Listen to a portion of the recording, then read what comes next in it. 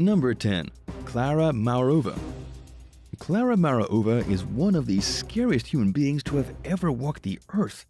She's a person of great evil, a terrible mother, and a cannibal. Yes, you heard that correctly.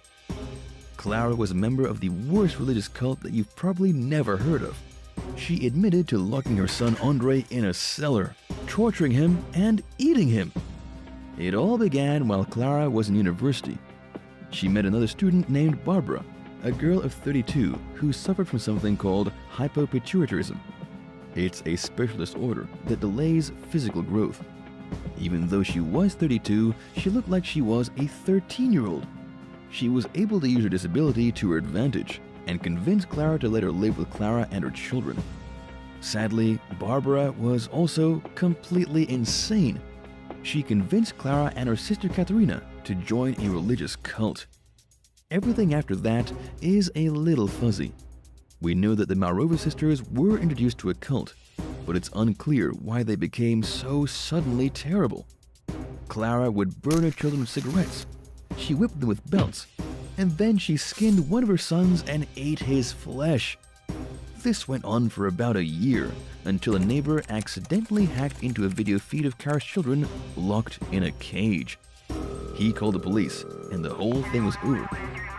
Kara and her sister got a combined total of 19 years in jail, while Barbara got away with only 5. And in case you're wondering, both her sons did survive. It's just that now they'll have to live the rest of their lives knowing their mother ate a few pieces of them. Number 9. The Killer Women of Kabetti. There is a group of women in central Kenya who are supposedly some of the most dangerous in the world. Ever since anyone can remember, the men in central Kenya have been warned by their parents, friends, and relatives not to marry any woman from Kabetti. It's because these women allegedly have a history of murdering their husbands. Kabetti is said to have the highest concentration of widows anywhere in central Kenya. The area also happens to have the absolute lowest poverty rate, according to a study in 2005. Not everyone is rich, but they're less poor than the rest of the people in the region. Almost every household is run by a mother or a widow, and a lot of these widows had their husbands perish under unusual circumstances. There's no possible way to confirm these accusations. We do know that many of the women of Kabetti are indeed widows. Many of their husbands died before they hit 40, and they all seem to be surprisingly wealthy. But whether they're all a bunch of secretly trained killers, nobody can say. Number 8. Monique Mesas. Outside a casino in Nevada, Monique Mesas stabbed a little girl to death and left another girl paralyzed. It happened in 2003, shocking the state and the country. Monique stabbed and murdered a 3-year-old girl named Christina Cohen, then severed the spine of her older sister, Brittany Bergeron. And at the trial in 2006, Clark County District Judge Donald Mosley called it the most horrendous thing he had ever been involved with. But why did it happen? Monique was only 16 years old at the time of the stabbing. She was a kid herself. Not a baby, but a kid. She and her brother, who was 19 at the time, were looking for drugs. Sadly, they were products of a broken home. They were already hard criminals in their teenage years, and they were hooked on meth. They did a drug deal with the parents of the girls they would soon kill. But when they went back to do their meth, they realized they had been given salt instead. The teens were so mad that they stormed into the trailer, which was parked outside a casino, and started stabbing. But the drug dealers weren't inside. They had left their 2 young girls in the trailer and gone to gamble. It was the kids who became the victims of Monique and her brother's drug-starved stabbing spree. The killers were apprehended right away, and Monique was sentenced to 47 years in jail. Her brother was given life. Number 7. Myra Hindley. Myra Hindley has been called the evilest woman in all of Britain. She's responsible for the Moors murders of the 1960s. She helped to assault, defile, and murder 5 children. She did so with her lover, an equally sick and evil person named Ian Brady. Together, they lured 4 children into their car by offering them rides home. Instead, they took them to Saddleworth Moor, an area of total isolation, and tortured them. Then they buried them right there in the dirt. It's hard to say where Myra's evil intentions began.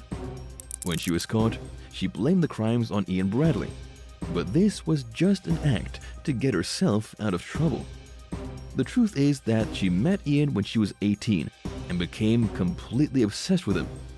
She knew he was a criminal, but she didn't care. On their first date, Ian took her to see a movie about the Nuremberg trials. He was fascinated by Nazis, and Myra became fascinated with them too. Myra even bleached her hair blonde and started wearing dark red lipstick to look more like a German.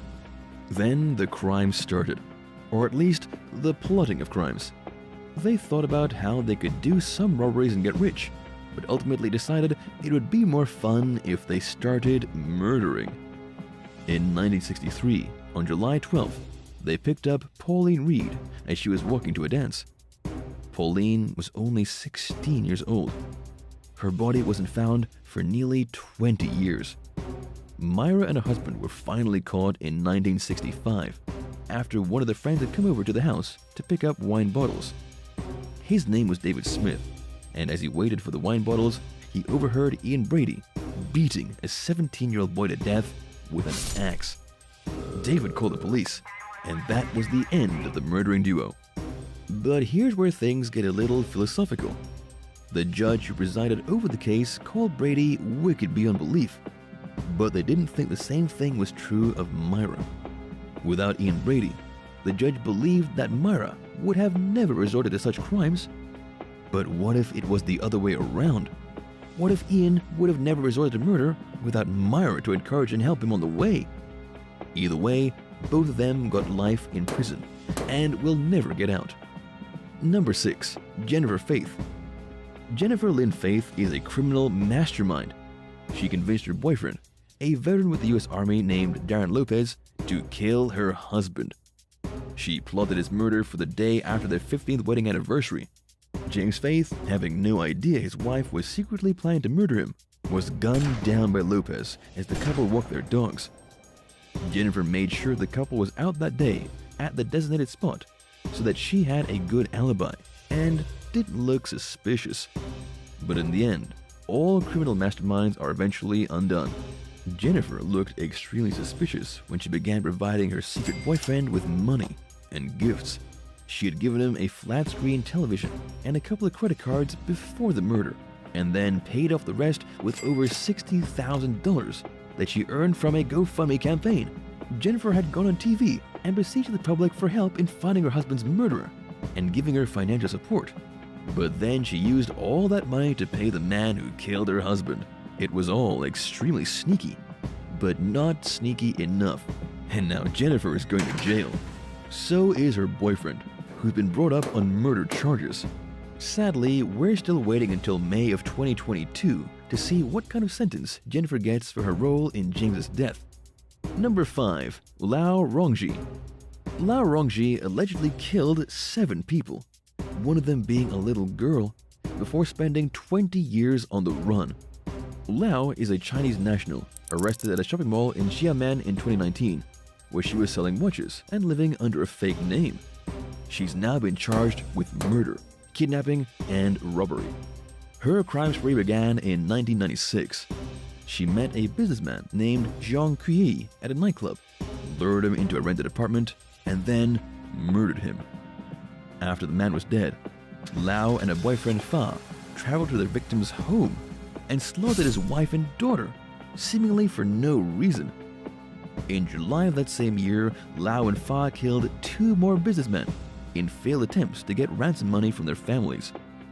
In 1999, Fa was captured and executed for murder and kidnapping, but Lao got away. She managed to fade into obscurity, changing her name and becoming a completely different person for 2 decades. But now that the police have caught up with her, Lao is forced to deal with her ugly past.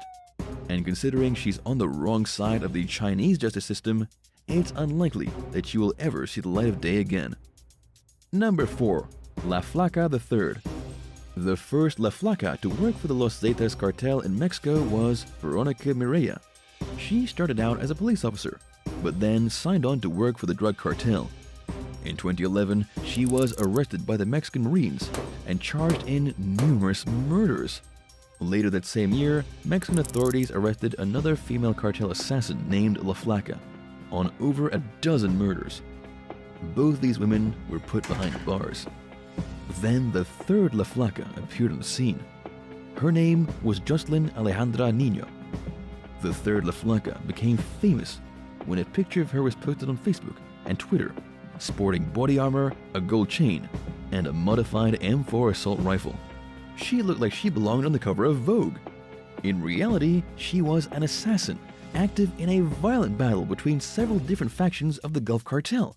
Her good looks didn't save her from being found by Mexican authorities, chopped up and stuffed into some beer coolers. The hand that had gently held the assault rifle in the provocative photo was severed from the rest of the body and put in a cooler as a message. Nobody knows what exactly happened to her, but it's pretty clear she got into a fight she just couldn't win. Number 3. Gertrude Banzowski. Gertrude Banzowski isn't just a criminal, she's an absolute demon. In 1965, she was entrusted with looking after a pair of young girls while their parents were traveling. But instead of being a good caretaker, she tortured one of them to death and nearly killed the other. She didn't do it by herself either. She had help from her children and some kids in the neighborhood. Sylvia Lickens and her sister Jenny were left with Gertrude. Their parents were carnival workers, meaning they were on the road quite a bit. They often struggled to make enough money to care for their kids.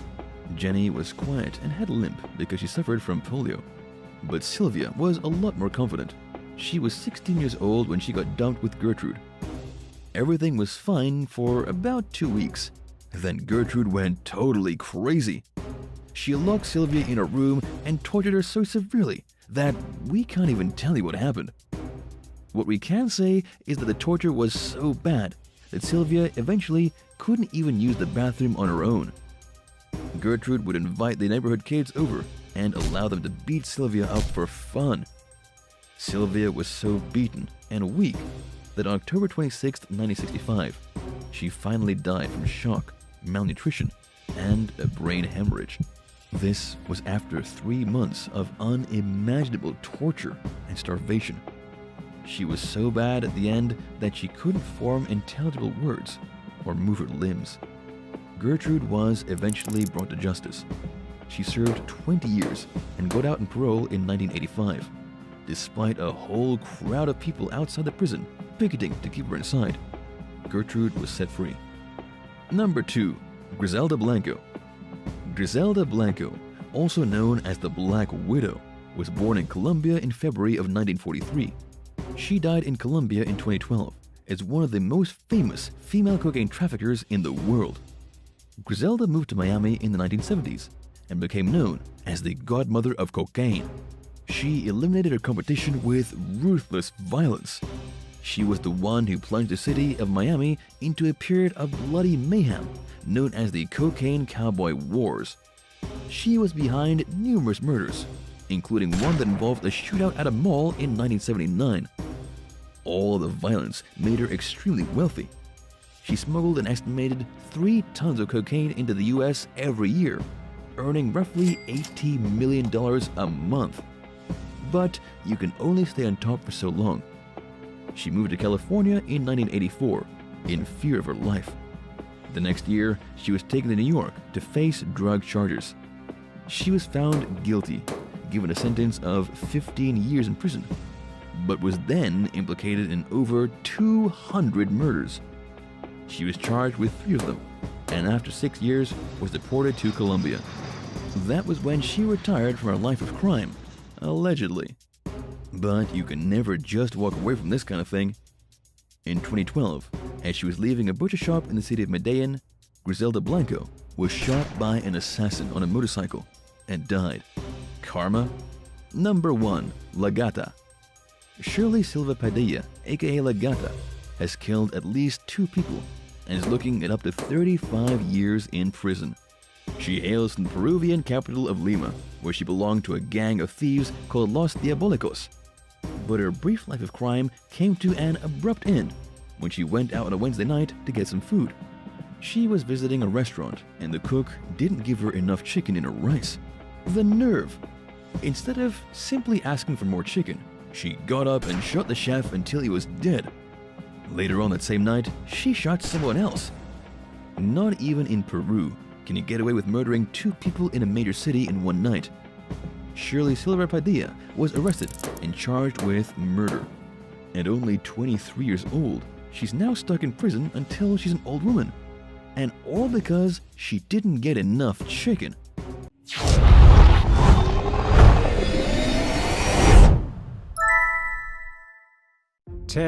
Scott Taylor. One of the strangest encounters that police in Titusville experienced last year involved a sword-wielding man who emerged from behind 4-foot-high flames in the middle of the road. Officers spotted the fire during their routine patrol. When they stopped to see what was going on, the man appeared. In addition to brandishing a weapon, he was drinking alcohol at the scene and had a knife in his waistband. The blaze was occurring in front of the house of a man named Scott Taylor, who the authorities had gotten to know pretty well through frequent visits stemming from criminal complaints. In fact, they had been to Taylor's residence 5 times over the previous 6 months for the same exact reason. As it turned out, the man had a thing for starting illegal fires on the sidewalk and the road, and it had become an ongoing problem. Taylor was sitting in his front yard when officers approached.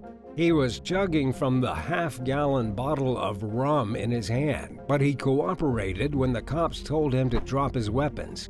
When asked why he started this most recent fire, Taylor had no answer.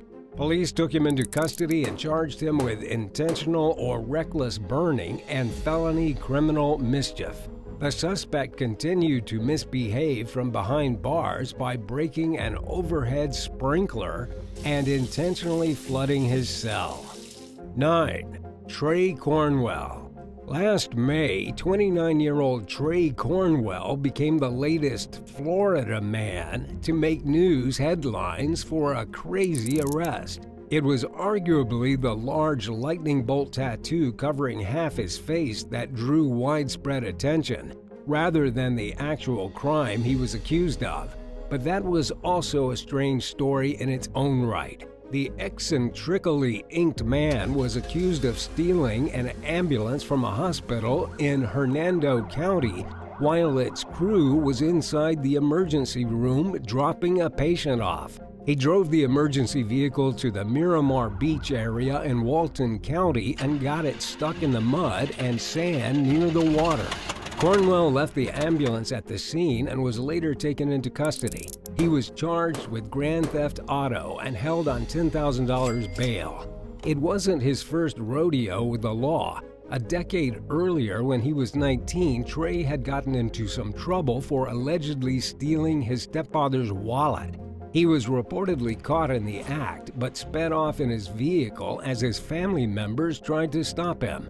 The ordeal ended with Trey taking a sudden sharp right turn, causing a pursuing relative to be ejected from the truck bed. 8. William Hodge. Police officers in Daytona Beach Shores looked on in shock last year as a 32-year-old man named William Hodge tried to throw an alligator onto the roof of a building at around 3:30 in the morning. When the suspect failed to achieve his original goal, he grabbed the reptile by its tail and slammed it against the building's awning. Then he threw the creature to the ground and stomped on it before throwing it over his shoulder and against the ground one more time, according to the arrest affidavit. Hodge reportedly told officers that he jumped a fence and trespassed into a nearby miniature golf course, where he stole the gator. When the police asked Hodge why he committed the bizarre act, he reportedly said that he was teaching the gator a lesson. He was taken into custody and charged with animal abuse, possession and injury of an alligator, and unarmed burglary of an unaccompanied dwelling. And the trouble didn't end there. After he was apprehended, the suspect tried to flood his holding cell by clogging the toilet and drains with toilet paper. The good news is that the alligator received a clean bill of health and was returned to its home at the miniature golf course. 7. Antoine McDonald. Even the Easter Bunny got involved when a fight broke out one night outside an Orlando bar in 2019. Well, it was a man dressed as the Easter Bunny. His name is Antoine McDonald, and he jumped into the fray when he saw a woman getting punched, which made him feel like he had no choice but to come to her defense. Another witness said that they saw a man spitting on the woman before McDonald got involved. The costume-clad hero immediately began throwing punches in an attempt to break up the fight. Josh Maines, who manages the bar that the brawl broke out in front of, told NBC News that he was at a loss for words at what he saw after he heard a commotion and rushed outside. But he also admitted that he couldn't be too surprised because that's how Sundays, fun days, go around here in Orlando. A police officer saw the scuffle and quickly broke it up. Viral footage showed McDonald throwing punches into the air even after the fight ended because he was still hyped up over the ordeal.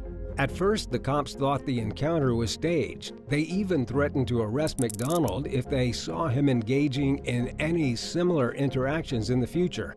But the Good Samaritan managed to clear up the confusion when he explained that he was just a bystander with good intentions, who sprang into action when he saw a woman in peril. 6. Melody Carr. When employees at the Country Inn and Suites in Ocala noticed a rowdy bikini-clad woman at the hotel's pool last year, none of them remembered checking her in. The manager approached the unidentified guest and asked which room she was staying in. She reportedly became angry and walked away, refusing to disclose her room number because she didn't have one. The disruptive individual was 42-year-old Melody Carr, and according to staff members, she was causing a disturbance because the pool is for guests only. So the manager called the police and asked them to cite her for trespassing. An officer tracked her down at another nearby hotel where she was walking her dog. Carr allegedly told the cop that she didn't do anything wrong and to leave her alone. She also accused the manager, who called the police, of being jealous of her because, in her words, her body looked good. The woman gave a slew of strange excuses for her unauthorized presence at the hotel, including a story about how her boyfriend was staying there but had stormed off in a rage. She also said that she planned to keep her car in the parking lot until she could get it repaired, but peeled away under the business's threat to have it towed. The responding officer smelled alcohol on Carr's breath and charged her with disorderly intoxication. 5. Dr. Love. When he was just 18 years old, Malachi Love Robinson managed to convince the public that he was a medical doctor. He claimed to hold multiple degrees, including a PhD and an MD, and his patients believed him. But the ruse didn't last very long. The so-called Dr. Love was caught stealing from his patients in 2015 and was charged with grand larceny. He argued that he never pretended to be a doctor and described himself as a naturopathic physician. But the court didn't buy the explanation, and the young man was sent to prison for 21 months. Sadly, Love Robinson's first stint behind bars didn't teach him to stay out of trouble. He made headlines yet again last year at the age of 23 for allegedly stealing over $10,000 from a shipping broker he worked for. Authorities accused the man of having clients send money to his personal bank account rather than the company's account. Once again, Love Robinson found himself facing a grand theft charge, as well as fraud. 4. Timothy Munford. When 25-year-old Timothy Munford broadcasted himself renting a jet ski on Facebook Live 2 years ago, he clearly wasn't thinking about the fact that he was wanted for violating his probation. The carefree felon streamed a video of himself driving to a Southside jet ski in Daytona Beach, making his whereabouts loud and clear to anyone who was watching. Unfortunately for Munford, law enforcement happened to be among his audience. In fact, he was still recording when police arrived at the scene and took him into custody. The entire arrest was broadcast on the wanted man's Facebook page. A spokesperson from the Volusia County Sheriff's Office noted that they considered Munford to be possibly armed and dangerous. A search of his vehicle turned up the handgun that he was rumored to carry, as well as a sizable stash of bullets. Investigators also found a bag of what appeared to be the deadly drug fentanyl, some marijuana, and some cash. Munford's fun day in the sun ended behind bars. He was hit with a slew of charges, including being a convicted felon in possession of a weapon and/or ammo, fentanyl trafficking, and possession of narcotics paraphernalia. 3. Dominic Tadillo. After serving decades of federal time for murdering 3 people and attempting to kill others, a New York mob hitman named Dominic Tadillo took the first opportunity he could to escape from custody. The 64-year-old was moved to a halfway house in February and barely spent a month there before he slipped out of sight during an authorized doctor's appointment that he had obtained permission to leave the premises for. Tadillo's charges date back more than 30 years. In 1992, he pleaded guilty to racketeering charges in relation to hits he had carried out during the 80s. Even though he's from Rochester, New York, he served out his time at a medium-security facility northwest of Orlando in Coleman, Florida. Last year, the aging inmate requested an early release from a judge in western New York based on his ailing health. He suffers from numerous conditions, including hypertension and obesity, but the judge had no mercy and denied Tadillo's request after prosecutors argued that the man's medical records did not suggest that he was particularly unhealthy. Tadillo's life on the lam didn't last very long. Just days after escaping, he was captured at an apartment in Hialeah. Federal agents didn't explain how they tracked him down, but commended the U.S. Marshals involved in the search for their quick thinking and tenacious work. It wasn't the first time Tadillo managed to vanish from right underneath the watchful eyes of the authorities. Back in 1987, he went on the run after being released on $25,000 bail. He was gone for 2 years before law enforcement finally caught up to him and brought him to justice for the allegations he had tried to avoid facing. 2. Woman drives on airport runway. A 42-year-old woman recently held up flights at Southwest Florida International Airport near Fort Myers when she decided to crash her car through the gates and drive onto the runway. Operations were disrupted for roughly a half hour as she steered her vehicle through a restricted entry across the tarmac and towards a Sprint Airlines airplane. Authorities were quick to respond. It is an airport after all, and were met with extremely erratic behavior from the woman, who reportedly screamed obscenities at officers and threatened to blow their brains out. She refused to explain why she had rammed through a gate and driven onto the airfield. Thankfully, nobody was hurt during the bizarre fiasco. There was no damage to the runways, and there were no significant delays.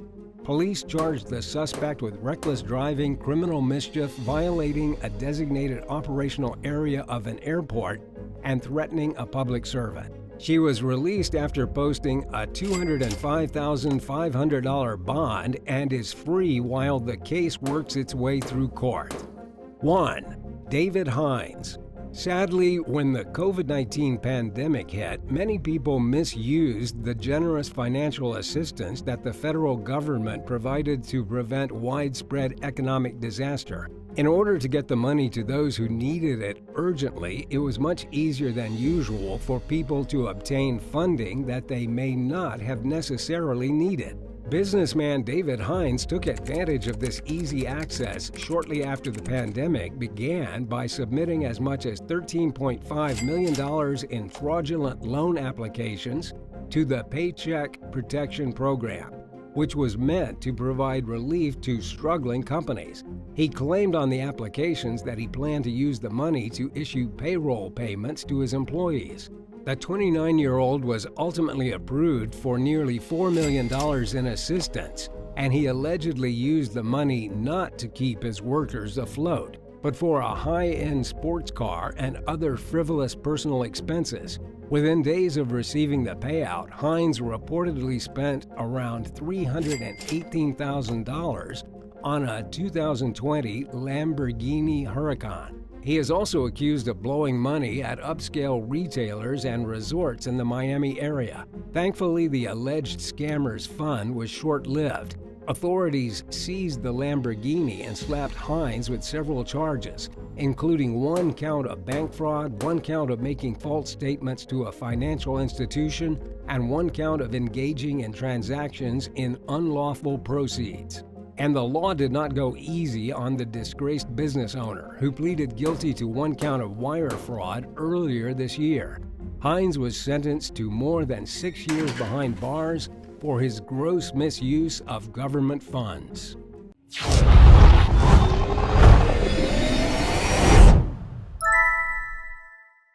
9. An international lawsuit. Russia's investigative committee is taking action against Meta, the parent company of Facebook and Instagram, for allegedly illegally encouraging violence against the country's citizens. They recently filed a criminal lawsuit against the platform based on a temporary policy change that allows users to express angry and violent rhetoric regarding the Russian military's ongoing invasion of Ukraine. The legal action, which was started in March, accuses Meta of making public calls for extremist activities and assisting terrorist activities. The company released a statement claiming that the policy change does not permit users to advocate for violence against Russian civilians, unless it's related to the Ukraine invasion. After some internal emails were obtained by Reuters, Meta clarified that the policy change only applies to Facebook users in Ukraine. In a statement to CNN, the company further elaborated by saying that they directed the loosened rule toward people who warfare directly affects, and that they only allow violent statements against the invading Russian military. For example, it's permissible for a Facebook user in Ukraine to write "Death to the Russian invaders." But Russian officials were unsatisfied with this explanation. The government is restricting its civilians' access to Meta's social media platforms. They've also restricted access to Twitter in the country. Meta continues to assert that it does not believe in violence against Russians who are not in the military. Describing the newly imposed social media limitations as terrifying, the head of Instagram, Adam Mosseri, said that around 80 million people would lose access to the social media network. He also said that the company is doing everything it can to keep people safe. 8. Smiley Martin. A recent tragic mass shooting in downtown Sacramento rocked the city and saw 6 people dead and 12 wounded. Hours before the horrifying crime occurred, people saw one suspect, 27-year-old Smiley Martin, on Facebook waving around a gun and talking about going to a nightclub. Martin was among the 12 wounded in the shooting, but they later arrested him on suspicion of being involved. So it doesn't exactly look like he'll be going home to recuperate after receiving treatment for his wounds.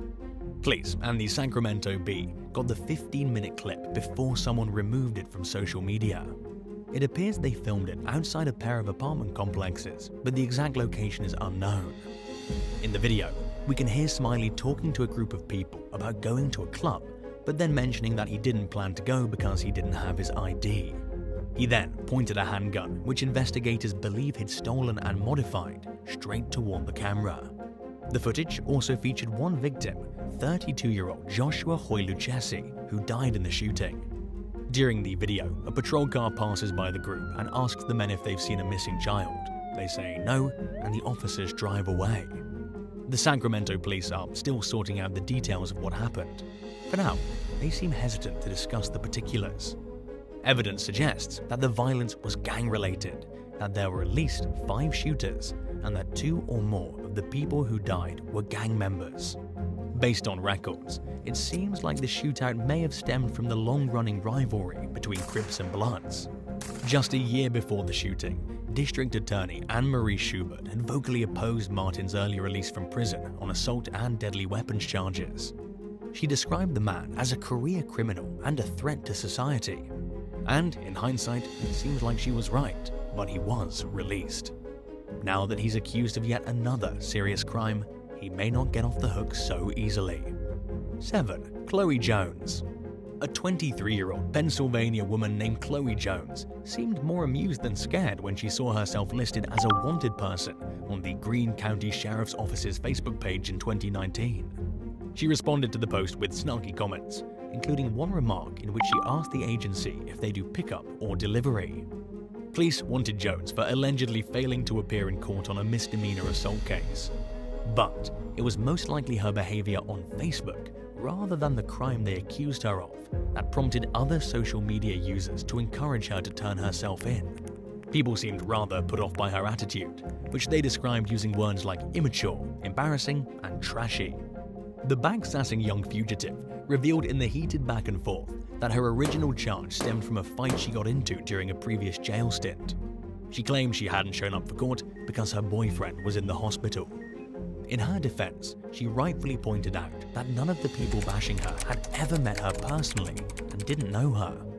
The war of words backfired on Jones when tips came pouring into law enforcement. Police tracked her down in neighboring West Virginia and had her extradited to Pennsylvania. Since then, it appears as though she's sorted out her legal issues and moved on with her life. 6. Amy Sharp.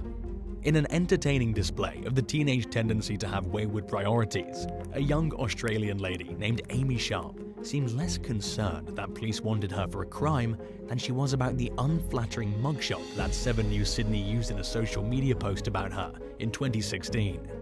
The news outlet uploaded 2 photos of the 18-year-old, along with a police statement about how they wanted her because she'd escaped from jail. Instead of facing her mounting legal issues head-on, Sharp contacted 7 News and asked if they would use a more flattering picture. She even shared some hand-picked photos of herself that she wanted the mugshots replaced with. Although she was on the run, they considered Amy a low-risk offender, so the good news was that the police didn't think she was dangerous. They captured her near the complex she escaped from shortly after they issued the wanted alert.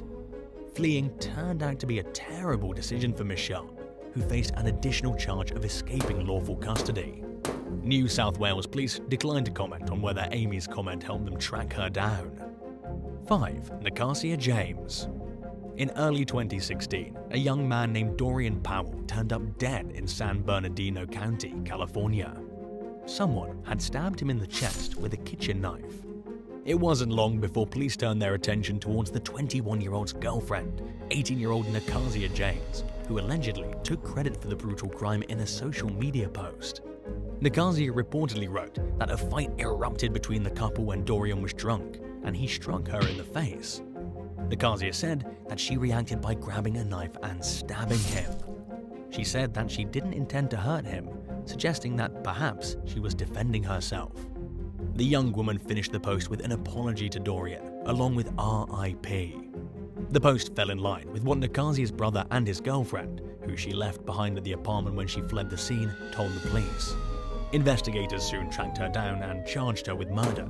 She pleaded not guilty, and it's unclear how the case panned out. By the time the matter went to court, Nakasia deleted her social media confession, and the police declined to comment on the matter. 4. Marketplace carjackings. The US Department of Justice just announced the arrest of 8 suspects who were allegedly involved in a federal carjacking scheme and other violent crimes in Philadelphia and the surrounding area. In some incidents, criminals surprised victims while filling their gas tanks or talking on their phones inside their parked vehicles. Another carjacking involved a custom-made ghost gun, which refers to a firearm that's assembled at home and is therefore untraceable. In this incident, 2 perpetrators held up a motorist, then got into a high-speed chase with police. They crashed the stolen vehicle into another car, causing life-threatening injuries to the other driver. Police accused one suspect, 23-year-old Camden, New Jersey resident Sean Allen, of finding his victims on Facebook Marketplace, where they advertised their used cars for sale. Allen allegedly contacted the individuals, pretending to be someone interested in buying their vehicle. Then he reportedly met up with them, threatened them with a gun, and stole their car. The carjackers certainly got creative. Besides targeting people who were sitting in their cars, distracted, and victims they found on social media, they held up rideshare drivers, as well as one person who was waiting for a train with their car parked at the station, and another who was in their vehicle waiting for a parking space to become available. 3. Heard it through the grapevine. A mum from Detroit named Talisha Oldham was shocked to find out through social media that they allegedly attacked her son Adriel on the school bus. A disturbing video that was captured by a fellow student and made its way to Facebook appears to show the 6-year-old being punched, thrown, and sat on. And it wasn't one of the boy's classmates who hurt him, according to a lawsuit recently filed by Oldham, which accuses the bus driver and another employee of committing the horrifying act.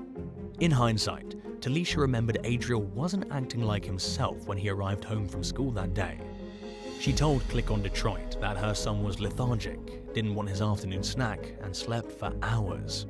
It outraged Oldham when the video surfaced, especially since nobody from the Detroit public school system had notified her of the incident.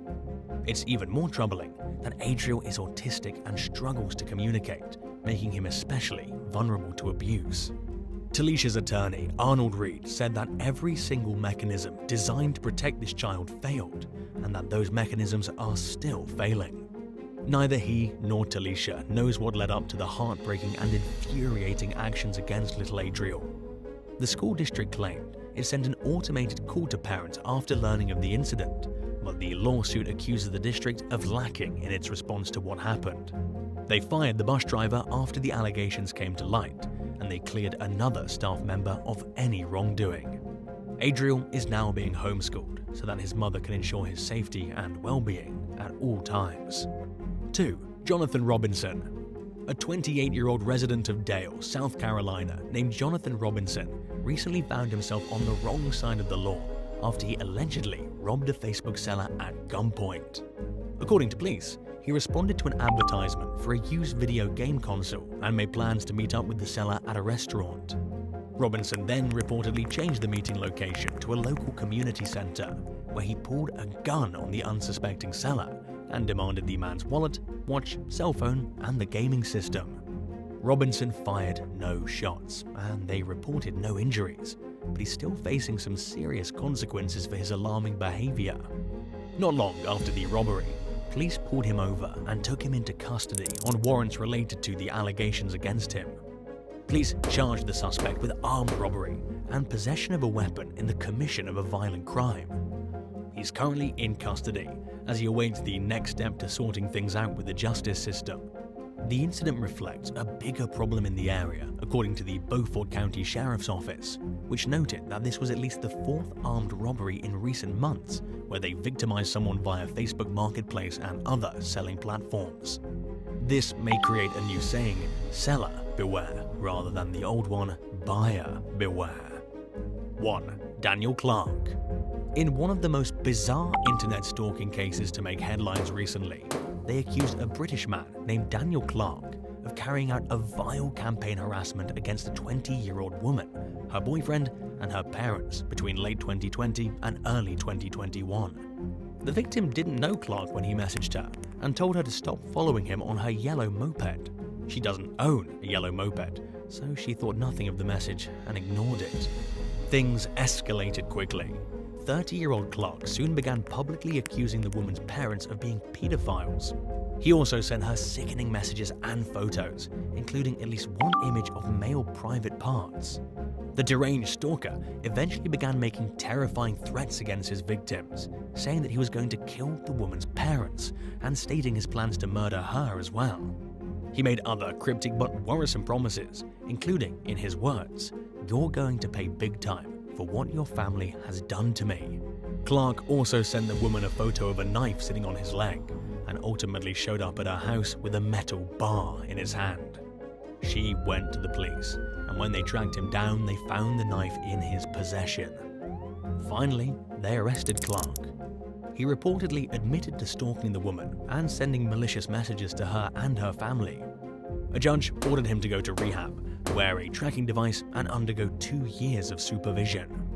They issued the victim an indefinite restraining order, but the stalking traumatizes her. She said in court that she feels unsafe and is afraid to go outside, especially at night. Thanks for watching. Would you rather have Facebook ban you for an entire year, or get caught up in a viral social media scandal that makes national headlines? Let me know in the comments below. Hit that subscribe button and give us a thumbs up if you haven't already. See you soon.